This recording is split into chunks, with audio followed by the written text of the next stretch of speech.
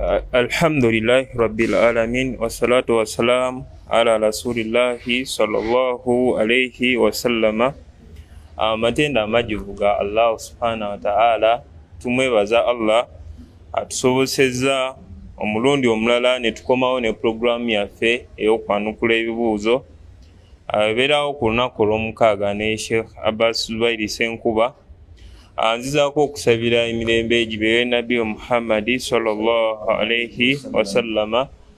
Seeka tusaba obuuzeko baganda baffe batugoberera ku إن الحمد لله نحمده ونستعينه ونستغفره وصلوات الله وسلامه على سيدنا رسول الله صلى الله عليه وآله وسلم. tumwebaza Allah, tumutendereza, tumusaba Allah sokusasira kwe ku Nabbi Muhammad sallallahu alayhi wasallam. Abawuliza ba Rawda Islam Media mbakulisaayo mu Ramadan, mbakulisaayo mu Eid al-Fitr al-Mubarak. Tusaba Allah akkirize okusiiba kwaffe era tumusaba ekitiibwa Allah tabaraka wa ta'ala akkirize kaweefube waffe gwe tubadde tukola mu Ramadan. Mbabuuzaako mwenna nti assalamu alaikum wa rahmatullahi wa barakatuhu. Wa alaikum salam wa rahmatullahi wa barakatuhu. Seka tutandise n'ekibuuzo kyaffe kino.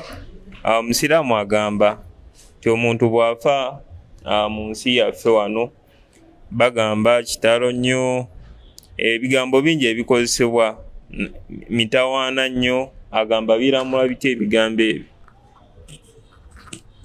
Okufa musiba. Owekitiibwa Allah tabaraka wa ta'ala fi ghairi aya ekiyita musiba. Musiba gwe mutawaana kyekitalo, ebyo byebimu ebigambo bitukozesa wano. Wabula olwo abamu abebi awwala naye simanyi oluluganda balujjawa, bayinza okwongera otusomesaamu. Tomanya tuyinza okubeera ku byetutamanyi, naye nze kyemmanyi omusiba n'ekitalo mutawaana byebimu. Owekitiibwa Allah tabaraka wa ta'ala mu aya etaliimu okufa yakuyita musiba, ngala kyekimu gwe mutawaana. Yagamba Allah tabaraka wa ta'ala walanabluwannakum bishay'in min alkhawfi walju'i wa naqsin min alamwali. Yagamba nti mugenda kugezesebwa na bino wammanga n'ekintu kyonna. Bishay'in min alkhawfi, okutya, walju'i n'enjala, wa naqsin min alamwali, n'okukendera kwaki kw'emmaali, wal anfus, abantu basobola okufa. Onkomero Allah yagamba atya wabashiri sabirin, sanyusa abaki? Abagumiikiriza. Alladhina idha asabatuhum musiba qalu inna lillahi wa inna ilayhi raji'un. Abo babanga bafunye egimu ku misiba egifaanana bwe gityo, mulimu n'ogw'okufa, baga nti inna lillahi wa inna ilayhi raji'un. Allah naayita okufa kw'omuntu n'akuyita omusiba. Suratu Maida aya 16 eno ku nkomero aya ya wasiya yagamba fa asabatkum musibatul mauti, fa asabatkum musibatul mauti, ne gubajjira omusiba gw'okukola ki? Gw'okufa. Allah n'aguyita musiba oba n'aguyita ekifaanana. Nze bwe mba nkivuunudde omusiba gubeera mutawaana, kibeera kitalo. Allah bw'abanga bw'atyo bwe yaguyita, naffe tewaliwo nsonga etugaana kuyita ki? Kitalo oba kuyita mutawaana. Wabula wabeerawo ilmu eraga nti obubi bw'ekigambo ekyo kitalo, abagiina bagireete bongere okutunnyonnyola insha Allahu ta'ala. Fanahnu ala al-ayni wal-ras, kasita obujulizi bujja nga bulaga obukyamu bwakyo tubeera bagonvu nnyo. Barakallahu fiikum, jazakumullah. Barakallah. Seeka waliwo ebibuuzo wano ebyasigaye ya Ramadhaani omulundi ogwedde gwe tutasobola. Ono bamuyita Swalihi abuuza nti hadithi, asaba hadithi omunnyonnyoleko ku hadithi eyo eyogera nti mu Ramadhaani Allah asiba shaitan era azitaddi kuyidi kuki, ayagala kumanya. Nabbi waffe Muhammad sallallahu alaihi wasallam yatugamba nti Ramadhaani webezze gullikat abwaabu nniiraani فتحت أبواب الجنة وغلقت أبواب النار وصفدت الشياطين على السلاسل. Allah tabaraka wa ta'ala gulawo emiryango gy'ejjana naggalawo emiryango gy'omuliro. Hadithi ntuufu. Allah n'asiba sitaani ku njegere. Ekituufu kiri nti Allah azisiba ku lunaku olusooka nabbi bwe yagamba Muhammad sallallahu alaihi wasallam. Azisiba atya? Allah yamanyi engeri gy'azisibamu, wabula yatugamba nabbi waffe Muhammad amawulire agataliiko nfuufu nti Allah asiba shayatin, newankubadde nga omuntu abeerako ne byasigaza nga bino wammanga. Waliwo ebisobola okubeera nga bisumbuwa abantu nga an-nafsul ammara bisu, waliwo omwoyo ogulagira omuntu okukola ebikyamu. Mbirala ebisumbuwa abantu, waliwo shayatini eri endala ezisigalawo nga tezikola tezisibibwa. Si zonna nti Allah tabaraka wa taala azisiba. Ekirala waliwo omulimu yakyogerako n'agamba nti omuntu asobola okuba nga ye kennyini gwe basibiddemu shayitaani, nga sitaani bazisibiddemu nze oba muggwe netandika okukusumbuwa, era buli weyeegira bweti kiba kitegeeza ejja kukusumbuwa. Ekyali kigambo kya mwalimu. Wallahu taala alam. Ziggulwawo ddi? Zisimululwa ddi? Zisimulwawo nga Ramadhaani eweddeko. Ramadhaani oluggwako khalas nga Allah tabaraka wa taala azisimulula. Saba Allah taasi shayatini ezakolimirwa. Sheikh, bano babuuza ku bibuuzo ebikwatagana ku tarawiya. Asooka agamba bamuyita Musana Bakari, agamba singa alina nniya yakusala akola akabiri ku tarawe, ate omwalimu abasaza imaamu ye n'asaaza nnya lumu nga takutuddeemu, Allah mwampera zaala kabiri zasadde oba nnya? Omuntu yazena nniya ya raka 2, owekitiibwa Allah n'amugerera nga imaamu ye yaleese yakusimula raka mmeka? 4. Omuntu oyo asobola okukola ekimu ku bino wammanga. Kisookera ddala bw'aba nga ayina wakadde talina bigenda kumusumbuwa nnyo, ajjuze enniya, kuba ekyo nabbi waffe Muhammad sallallahu alaihi wasallam yakikolako, esaalako 4. Ajjuze enniya yakusaala mmeka? 4 insha Allahu taala. Bwe kiba nga ali bubi, waliwo ensonga ezimusumbuwa ng'alaba ayinza obutakola obutamalako, inda baadhi ahli al-ilm ebamu ku bawali mbaga nti aleeta niyatul infisal, enniya y'okukola y'okwawukana ku imaamu. Ye imaamu bw'ayambuka waggulu, ye n'atuula n'abeera nga atoola salaamu. Wallahu taala a'lam. Sheikh, tuyanziza tukyali ku mukutu gwaffe gwa Rawda Islamic Media Uganda. Tuli wakati mu program y'okwanukula ebibuuzo. Osobola osindika ekibuuzo kyo, tulaba live ku Facebook, osobola commentinga n'ekibuuzo kyo, inshallah ojjabba oddibwamu. Sheikh, ono bamuyita Ishirati wa UAE, agamba saidi zaabwe eyo mu UAE imaamu asalako laaka ezimu n'abagamba nti bajja kudda bamalirize tarawe ekiro. Basalamu ne baddayo nga ku ssaawa 6 ne bamaliriza. Kati agamba ye bw'alemererwa hadithi eri ey'okufunamu obulungi ng'omaze ne imaamu eba emulemye oba talina kyafiirwa. Tumugaa talina kyakola kyafiirwa, kuba ye abazze na nniya yakukola yakumaliriza na imaamu we, era imaamu bw'atoola salaamu n'afuluma kiba kitegeeza nti imaamu akoze amaliriza ku lulwe. Okuyimukako kw'ekiro oli waddembe okuyimukako, bw'aba nga tasobodde la ba'sa bihi. Naye kino kyakomyeko imaamu, nabbi yagamba nti hatta yansarifa, tuusa imaamu bw'atoola salaamu, kutiba lahu qiyamul layl, bamuwandikako kuyimirira kiro. So imaamu bw'akyuka n'agenda, kiba kitegeeza nti talina kyafiiriddwa, era essala ye agifunamu butuufu, Allah amuwandikako kuyimirira kiro kyonna. Barakallahu fiikum. Kiri kibeera kya imaamu oga nti yajja kumaliriza ekiro, aba basobodde omwegattako, fala ba'sa bihi, tewali buzibu. Naye ffe nabbi yatugamba salatu tarawih, omuntu ayimuka n'asala nani? Ne imaamu we, imaamu n'atoola salaamu n'addayo ewuwe, oyo yabalibwako okuyimirira kw'ekiro kyonna. Imaamu kyaba ayongeddemu n'aga tujja zuukuka ebyo bya imaamu, ffe tutegeezaamu ene essala gye tusadde mu jame ya tarawih ku ntandikwa. Barakallahu fiikum, jazakumullahu khayr. Barakallah.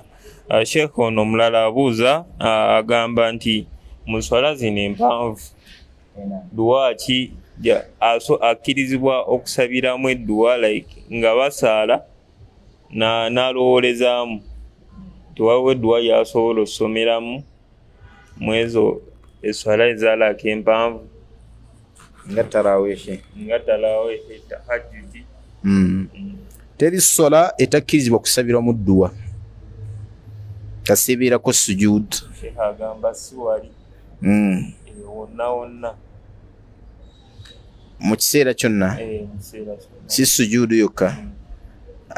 Ebifo ebimanyikiddwa ebyedduwa bimanyikiddwa nkozi inda tilawati alquran Nabbi sallallahu alayhi wasallam teyayitanga ku aya nga ya muliro okujjako ng'asaba Allah mutaase ki teyayitanga ku aya yajjana okujjako ng'asaba Allah muweki ejjana nga bwe kyajja bigambo by'abamu ku basahaba bebitiibwa. Kati Imam bw'ayita ku aya ng'erimu okwekingiriza omuliro saba Allah, erimu okwogera ku wekitiibwa Allah tabaraka wa taala ayogedde ku maanyi ge n'ebirungi byawo abantu ng'emmaali gati Allah Allahumma inni as'aluka min fadlik, Allah nkusaba ompe ku biki ku birungi byo. Azala ba'sa bihi mu kusoma Qur'an awo toyina tewali buzibu kubeerako ne kyosaba Allah tabaraka wa taala. Noono yennyini amaze okusoma Qur'an kigambibwa nti naye akkirizibwa okusaba ki edduwa nga bwe kyajja mu hadithi Nabbi sallallahu alaihi wasallam agamba nti ikra hasana Sheikh Albani wal hadithi je hasana iganti iqra'u al-Qur'ana was'alu bihi Allah bihi qabla an ya'tiya qaumun yatluna al-Qur'ana wa yas'aluna an-nasa bihi. Musome Qur'ani musabenga Allah mala okugisoma musabe Allah nga tewannaba kujjayo gubinja gw'abantu. Ogubinja guno gugukola bino gusoma Qur'ani ne gulindirira abantu bagusasule wali ogubinja bo guli awo gumala okusoma Qur'ani era gugenda bagupangisa usoma Qur'ani tusomeyo bwekiti someyo khatima someyo bwekiti kakana nga baagala abantu bakole ki basasule. Nabbi yabatusuubiza nti abo bagenda kujja mu hadithi eyo Sheikh Albani ya hasana. So tugamba tutya nti bw'osoma Qur'ani gobeerako ne kyosaba Allah tabaraka wa taala nga tebannaba kujja bali Nabbi sallallahu alaihi wasallam batukoze ki byatugambye. Ensonga ey'okubiri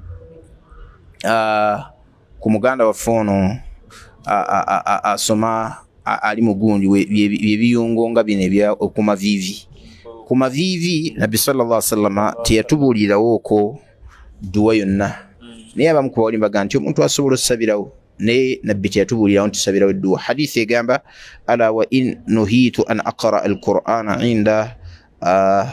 inda sujudi wa inda ruku'i, naziyizibwa okusoma Qur'ani nga ndi ku mavivi newembeera wansi ku sujud. Fa amma arruku ate ku ruku fa u'azzimu fihi rabbi, ntendereza wani Allah tabaraka wa taala.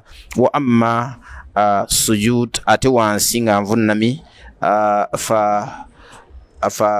fajtahidu biddu'a. Nabbi sallallahu alaihi wasallam yagamba nti awonyiikirawo omuntu anyiikirawo n'edduwa yonna faqaminu an yustajaba lah, edduwa eyo Allah yanguwa nnyo okujanukula ng'omuntu atadde ekyenyuwa wansi. Bujulizi obwenkukunala obulaga nti edduwa ezisinga okubeera ennyingi omuntu yaziyitiriza wansi. Lwaki? Nti omuntu abeera kumpi nnyo ne Allah ng'atadde ekyenyi wansi. Wallahi omuntu abeera kumpi nnyo ne Allah ng'atadde ekyenyi wansi. Yagamba Nabbi waffe Muhammad sallallahu alaihi wasallam aqrabu ma yakunu al-abdu inda rabbihi wa huwa sajid, omuddu wasinga okubeera okumpi nnyo ne Allah ng'atadde ekyenyi wansi. N'agamba ate Nabbi sallallahu alaihi wasallam fa akthiru fihi ad-du'a, muyitirizeewo nnyo okusabirawo edduwa. Tusaba Allah tabaraka wa taala atuwe okuteeba ekituufu. Barakallahu fiikum. Seko naabuuza agamba singa agenda kuwummula anaakola emikolo gyonna, agambye pawaafu buli mukolo ogukolebwa e Makka n'atagenda Madiina, umra ye ebeera muleeta. Emikolo gya umra gyonna gikoma Makka, temuli mukolo gwe Madiina, tetugumanyi. Bal n'egya hijja okugenda okulambula Masjid Nabawi oba okulambula ku kabbuli y'omubaka Muhammad sallallahu alaihi wasallam ziyara eyo muntu sunna genda kulambula ku kabbuli ya Nabbi sallallahu alaihi wasallam. Naye emikolo gyonna giraba gyetoolera Makka. N'ab'e Madiina balinga bw'ovudde Uganda nkunga nabbi waali ne nabbi ng'afudde n'olwaleero waliwo abava e Madiina balinga era bw'ovudde wa bagenda wa Makka kijja emikolo gyonna giri luddawa giri Makka n'emikolo gya umura giri Makka wetunuulira ebifo bino asula bwekiri e Madiina ekitutwalayo kimanyikiddwa ku ziyaara naye waliyo miqaati yonna e Madiina teriiyo aslan bwe tugenda ku kijja bw'oba otunuulidde Muzdalifa gwe tugendamu Arafa gwe tugendamu Muna Emina gye tugenda bw'oba otunuulidde ebifo ebyo byonna biri awo karibu min Makka biri kumpi ne Makka teriiyo kiri Madiina so okugenda e Madiina tugendayo ziyaara kulambula kabuli ya mbaka Muhammad sallallahu alaihi wasallam ngera e Madiina bava e Madiina ekibaleese e Makka kola ki nabo baba banga bavudde mu kitundu kyabwe nga naffe tuva mu bitundu byaffe wabula ffe ekitutwala e Madiina kimanyikiddwa oluusi tusookerayo oluusi ne tukola ki ne tusembayo ne tugaa nti tujja kugendayo okulambula ku mutanda waffe ku mbaka waffe ku mwagalwa waffe nabbi waffe Muhammad alayhi salatu wassalam. Naam, Sheikh tuyanziza nnyo. Seeka ona mukyala agamba nti taata we kyamaani wa ku kyalo. Kyamaani wa ku kyalo kati kyamaani ayagala omuwa ku magezi singa wajjawo abaagala omutaasa abaagala okutaasibwa oba balwana oba bafumbo balwanagana ate obudde bw'esswala baaziinye butuuse esswala eyingiddewo asooke ki ku bibiri ataasa abalwana bw'amala agenda asaale bw'agisanga ng'ewedde agisaala eka ajja kufuna empeera yaayo lwaki nabbi waffe Muhammad sallallahu alaihi wasallam yatugamba nti omuntu wabeerako ne ibaada gy'akola n'afuna ebisobola okumuwugula ku byo Allah amuwandiikako nga tafiiriddwa n'aga nti oktubu li abdi ma kaana yafaluhu sahihan muqiima mu bintu ebikulu kwe kutaasa abantu abadde bagenda okuyiwa omusaayi n'otaasa obulamu bw'abantu omuntu n'ataasa obulamu bwaki bw'abantu olaba ne bw'obeera ogirimu essola wakati ng'oli mu ssola wakati olaba abantu betta wali muntu agenda kukwata ejjinja atte munne gw'oli mu ssola omulengera genda omuggyeko ejjinja aleme kutta muntu okuyiwa omusaayi kigambo kinene nnyo genda omuggyeko bw'obanga olina obusobozi aleme kutta munne so kati ate bw'abeera khariji ssola nga kiri wabweru wa ssola min baabi awla kyekisinga okubeera ekisinga okubeera ekyangu bw'oba ogenda okufuna jama insha Allah Allah ajja gikuwandikako singa onaabeera n'enniya ennungi. Barakallahu fikum jazakumullah. Era abuuza nti biki ebitta esswala? Ebitta esswala biwerako mu byo byonna ebyonoona wuzu y'omuntu bitta esswala byonna ebyonoona wuzu y'omuntu bitta esswala kasita ofuna ekyonoona wuzu ng'oli mu sswala khalas vaamu esswala eba ekoze ki misaalu zaalika okuvaamu omusulo susu twali mu sswala n'avaamu susu esswala eba ekoze ki misaalu zaalika riih okuvaamu omukka guno kufuuwa singa gukuvaamu khalas esswala eba ekoze ki eba efudde oba okirizibwa okubeera nga okomaawo n'ogenda n'omala okufuna ewuzu n'okomawo masala we gali mawanvu bw'akomawo akola atya atandikirewa naye ekyo tujja kukiraba oluvannyuma wabula kati tuli ku bintu ebitta ki esswala y'omuntu bintu ebitta wuzu y'omuntu mulimu omuntu okukola pupu n'agenda ku kyetaago ekyo haaji ennene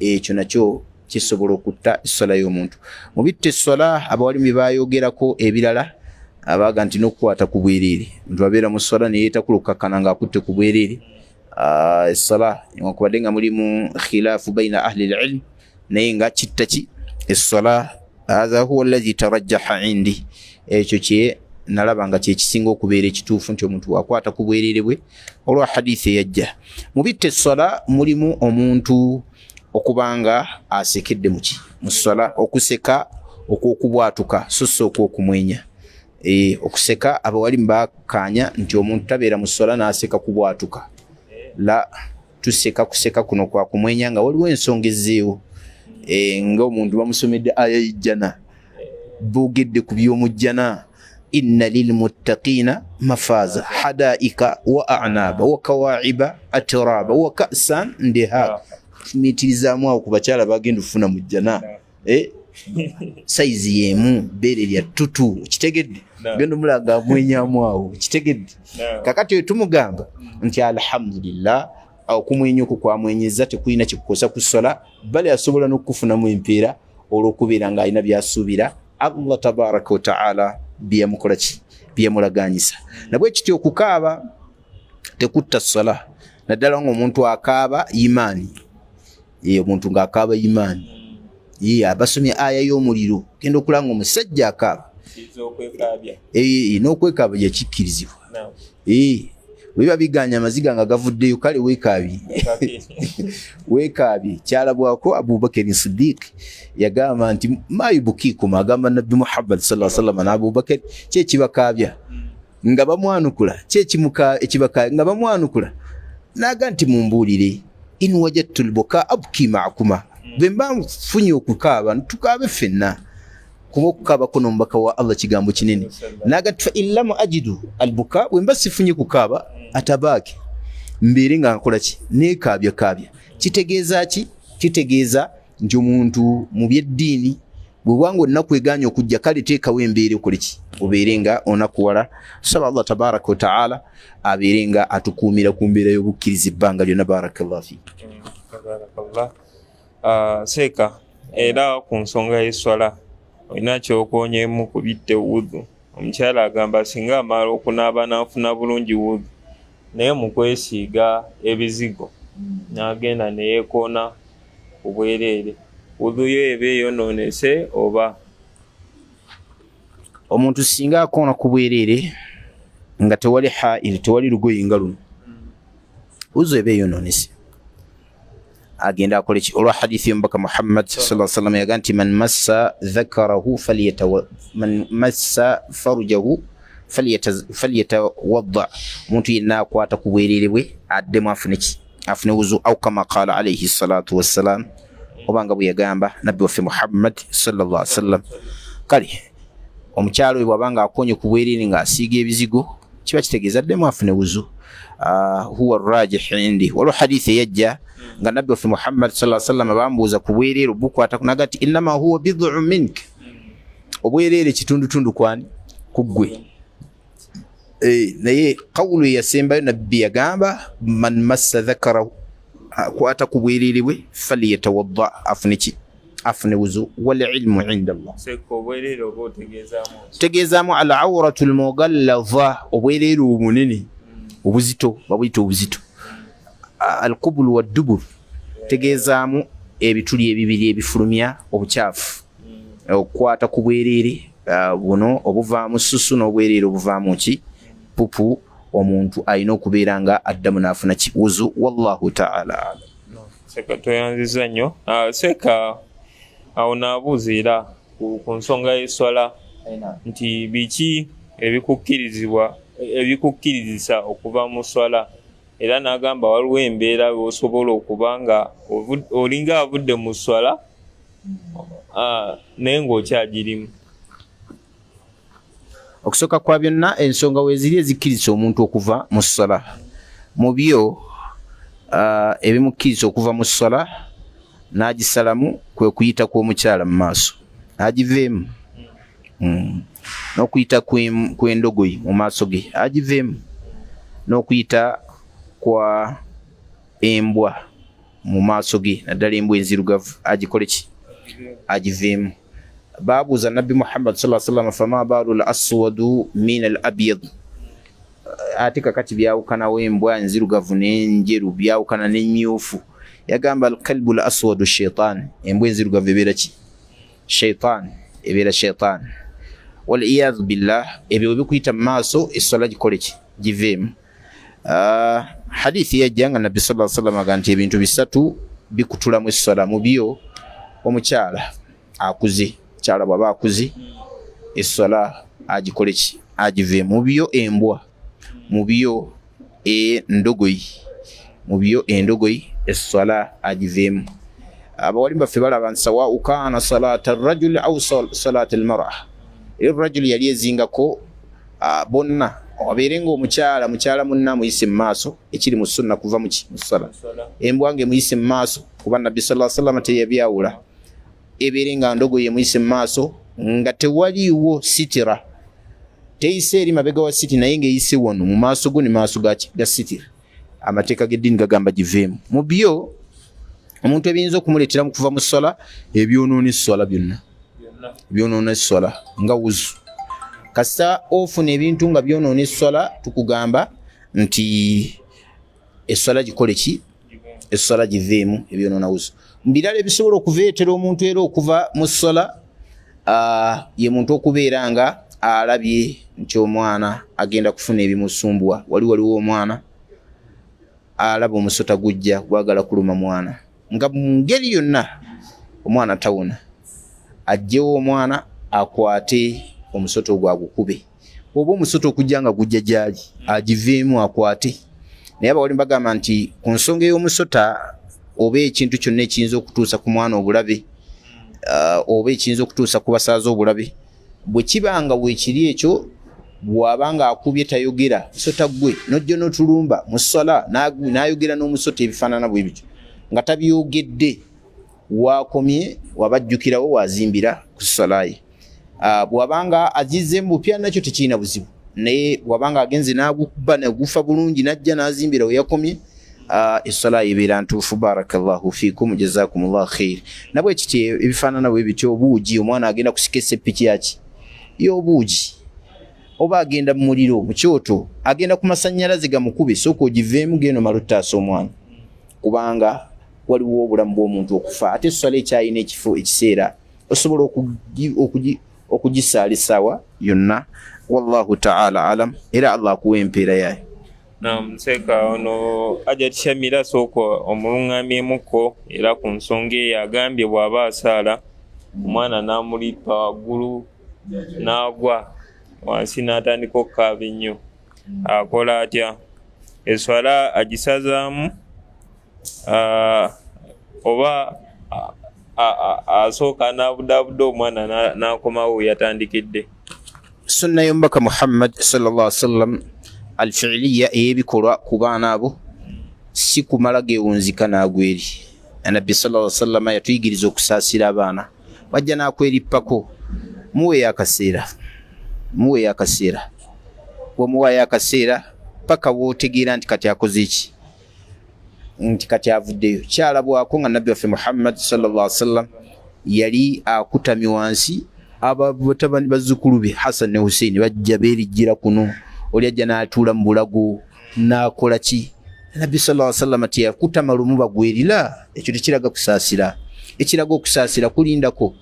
Yalinda paka ne basahaba balowooza nti oba essala ekoze eki oba essala ekyuseemu balowooza nti essala ekyuseemu naye la nga tekola ki tennaba kukyukamu.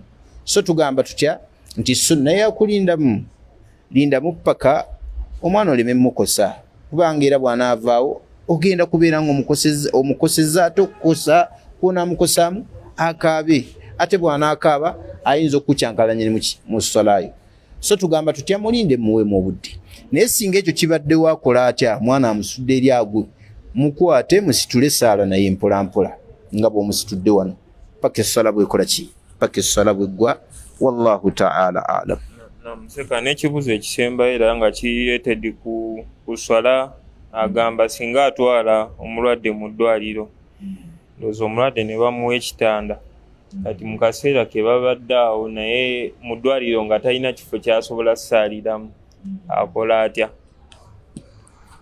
Bw'aba talina kyasobola kusaaliramu nga ayina space esobola okugenda wabweru agenda asaalire wabweru. Wekibanga tekiriwo asaale nga bw'ali wali ku mulwadde asaale nga bw'ali. Era omuntu wabanga tasobola kufuna space yonna ng'ali mu kifo wamu bw'atyo asaalira awo naye bw'aba akutama alaze nti ddala kati nkoze eki nkutamye bw'atyo naye anoonye ne kibula bw'eba ebuze asaale mu mbeera gy'akola ki gy'alimu. Wal ilmu inda Allah. Museka ekibuzo kyaffe ekidirira ekisembayo omukyalo n'abuuza singa yava owa maami we naye nga yavaayo bubi mu ngeri ya kwewaggula. Kati bamaze emyaka 5 nga taddangayo tayogera na musajja. Yali abuuzizza nti oyo omusajja omusajja aba akyali wuwe alamulwa atya kale mu nsonga eyo. Okusooka kwa byonna kye yakola si kituufu okwewaggula ne bagita nushuz. Wekitiibwa Allah tabaraka wa taala yagaa nti wallaati takhaafuuna nushuzahunna fa'idhuhunna. Mukyala bw'abeeranga otidde nti akola ebyo by'okusitukako n'atambula nga tomuwadde lukusa, tuula omubuulirire. N'agamba nti bwe kiba kiganye muyiseemu ku miggo, bwe kiba kiganye musenguke mu bisulo. Naye bw'abanga akugondedde fa in ata'nakum, bwe bagondera fala tabghu alayhinna sabila, atuteekawo kkubo lya kugenda ku kirala ng'omukyala agonze n'okumulangira nga buli kaseera funye kino ate yagonze n'adda ku kituufu. Naye omukyala kyakola ekyokusituka n'agenda ewaabwe nga tategeezezza bbaawe, n'anoba okukusituka ku musajja. Amateeka g'eddiini galaga nti omukyala oyo mujeemu, era ow'ekitiibwa Allah tabaraka wa taala agenda okumubonereza olw'ekyo okujeemera bbaawe. Yadde yalina ensonga ze, ekyo sikyalina okukola, wabula akkirizibwa okujjako nga waliwo darar, waliwo okukosa okuyinza okujja nga ate omusajja takkiriza, amusabye agaanye, oba bw'anaamusaba agenda mutuusaako obulabo buki, ekyo kiwulirwa ewa Allah tabaraka wa taala. Naye tewali nsonga, tonnamugambako omusajja era tosuubira ebyo byonna, wabula olw'okuba olina ebikunyigano ganze kantambule buki, kantambule butambuzi ngende, la eyo si nkola y'abasiraamu abatuufu, abakyala abalongoofu. Wabula okkirizibwa okusaba bbaawo nti taata w'abaana badde nkusaba ngendeko ewaka, ekikkirizibwa mu mateeka g'eddiini. Saba n'ogendayo n'omalayo ke omwezi oba 2, era osobola n'okulimitinga obudde n'omugamba nti ngenda kumalayo ke wiiki 2 oba ennaku 4, naye bwe mba nkendezezaamu okola abasabihi, tewali buzibu, ekyo nakyo kikola kikkirizibwa.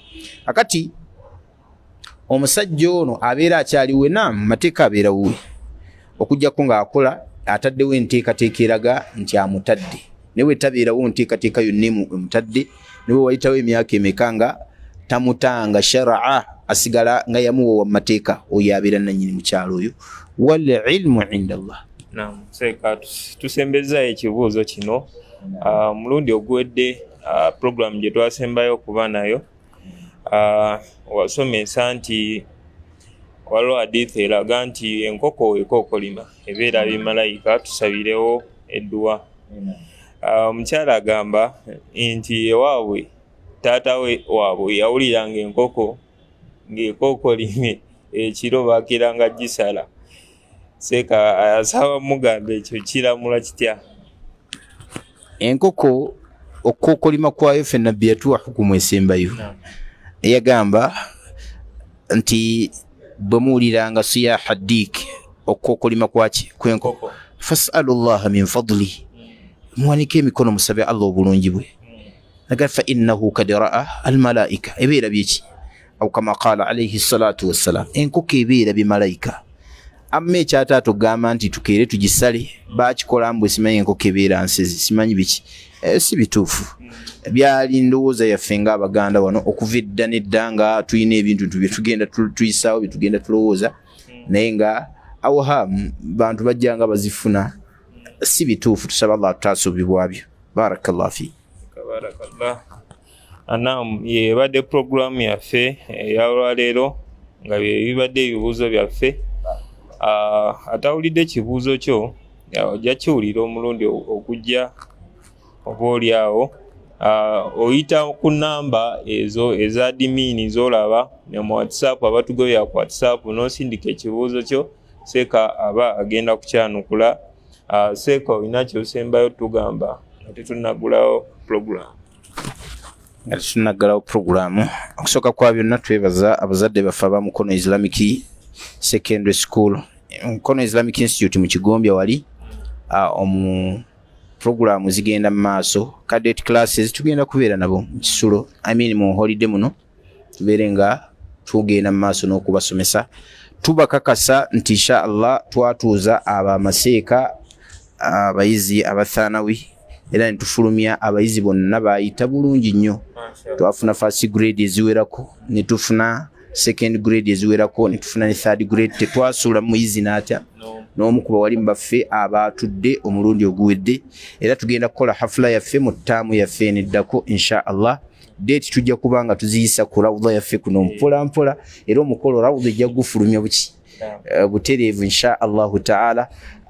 Gwe mulundi gwaffe ogusoose okutuuza abawalimu bukyanga tutandika ssomero lyaffe, abawalimu ab'enkomeredde aba thalitha athanawi, abo alhamdulillah tubata nga bali qualified osomesa mu masomero gonna ag'eddiini, tubata nga ba qualified okwesimbawo mu bifo by'eddiini ebiweraawerako okusinziira ku mutendera gwa Uganda Muslim Supreme Council.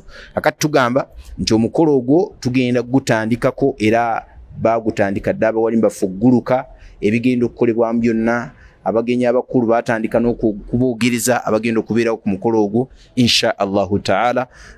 Kukabadde tekalekeka kubanga taamu ensoose eweddeko, ate tugenda mu yakubiri. Barakallahu fikum, jazakumullahu khair. Assalamu alaikum wa rahmatullahi wa barakatuh.